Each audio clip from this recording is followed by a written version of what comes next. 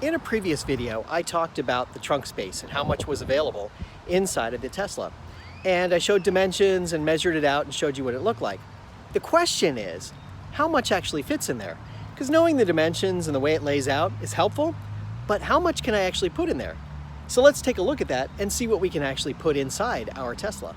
So we have this space, and don't forget that we have the wheel well here, which is actually blocking part of the way. Then you have this top part here, which is blocking some of the dimension too. So while it goes back pretty deep and goes around, you can see it kind of goes around a corner here.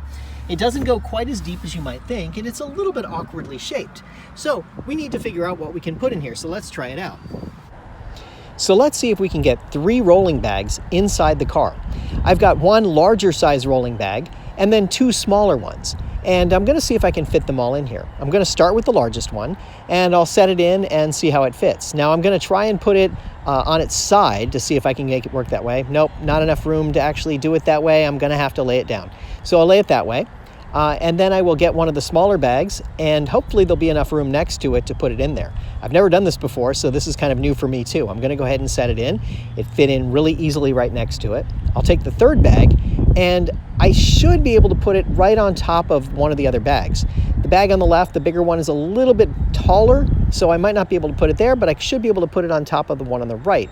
I have to maneuver it a little bit because of the way the actual edges work that I showed you. I can't quite fit it in there, but I can push it back if I kind of maneuver it a little bit.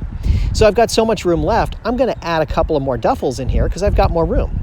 So let's take this one duffel, it's a decent sized duffel that's pretty full, and I'm gonna stick it in front of the bags that I have there, or actually it would be in the rear, closer to the back of it, no problem. And I've got another duffel that I'm gonna put in, and it looks like that one fits pretty well right here, but since I've still got space on top of my larger bag, I'm actually gonna move it back in there on top of my larger bag. So let's put it back in there, and that still leaves me room for one more duffel. So I'm gonna take another duffel. I love duffels because they're pliable. You can move them around a little bit and they can fit pretty much any size.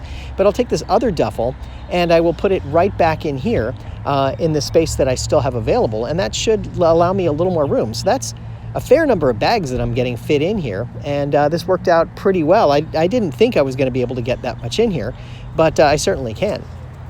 So let's go ahead and put this other duffel in and see how it works. You can see that I can probably get it in here. I might have to squish it a little bit to get it in there, but I can certainly get it in. And once I've got it in there, I should be able to close the trunk. So in all, I got these 3 rolling bags and these 3 duffel bags in my trunk. Now, of course, when we were setting this up, we didn't use any of the spaces underneath this area. So let's go ahead and lift it up and see what we have under here.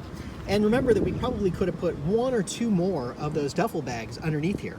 I didn't show it, but I think you probably could. Now, for me personally, I decided to get one of these instant crates. I bought it at Costco, and it's a really nice little crate to have around, and it keeps things from rolling around too much. I like using the well to hold things, but to be able to put them in there in case some liquid spills or something happens, it's nice to have this little instant crate in here, and I can just fold it down if I don't want to use it at some point. It actually folds down pretty easily. I can just do this and this, and it will just mostly fold down just like that. So it actually comes in handy. So I use it for that a lot of times when I need to carry something with me.